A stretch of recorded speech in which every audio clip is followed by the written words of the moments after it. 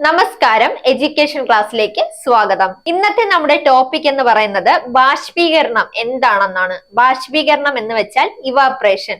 അപ്പൊ നമുക്ക് നോക്കാം. ഒരു ദ്രാവകത്തിന്റെ ഉപരിതലത്തിൽ വാതക ഘട്ടത്തിലേക്ക് മാറുമ്പോൾ ഉണ്ടാകുന്ന ഒരു തരം ബാഷ്പീകരണമാണ് ബാഷ്പീകരണം. ചുറ്റുമുള്ള വാതകത്തിൽ ബാഷ്പീകരിക്കപ്പെടുന്ന പദാർത്ഥത്തിന്റെ ഉയർന്ന സാന്ദ്രത ബാഷ്പീകരണത്തെ ഗണ്യമായി മന്ദീഭവിപ്പിക്കുന്നു. ഈർപ്പം ജലത്തിന്റെ ബാഷ്പീകരണ നിരക്കിനെ ബാധിക്കുമ്പോൾ ദ്രാവകത്തിന്റെ തന്മാത്രകൾ കൂട്ടിയിടിക്കുമ്പോൾ അവ എങ്ങനെ കൂട്ടിമുട്ടുന്നു എന്നതിന്റെ അടിസ്ഥാനത്തിൽ അവ പരസ്പരം ഊർജം കൈമാറുന്നു. ഉപരിതലത്തിനടുത്തുള്ള ഒരു തന്മാത്ര നീരാവി മർദ്ദത്തെ മറികടക്കാൻ ആവശ്യമായ ഊർജം ആഗിരണം ചെയ്യുമ്പോൾ അത് പുറത്തു കടന്ന് ചുറ്റുമുള്ള വായുവിലേക്ക് ബാധകമായി പ്രവേശിക്കും.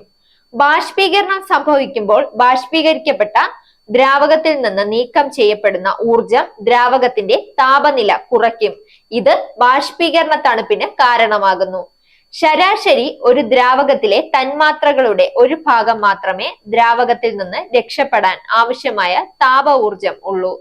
ദ്രാവകത്തിന്റെ ബാഷ്പീകരണം അതിന്റെ ഘനീഭവിക്കുന്നത് തുല്യമാകുമ്പോൾ ഒരു സന്തുലിത അവസ്ഥയിൽ എത്തുന്നതുവരെ ബാഷ്പീകരണം തുടരും.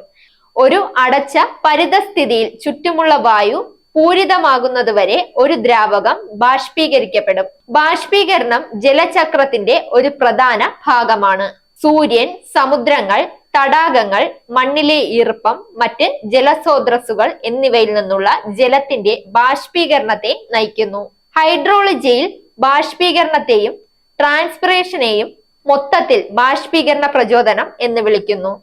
ദ്രാവകത്തിന്റെ ഉപരിതലം തുറന്നുകാട്ടപ്പെടുമ്പോൾ ജലത്തിന്റെ ബാഷ്പീകരണം സംഭവിക്കുന്നു. തന്മാത്രകൾ രക്ഷപ്പെടാനും ജലബാഷ്പം ഉണ്ടാക്കാനും അനുവദിക്കുന്നു. ഈ നീരാവി പിന്നീട് ഉയർന്ന് മേഘങ്ങൾ ഉണ്ടാക്കും.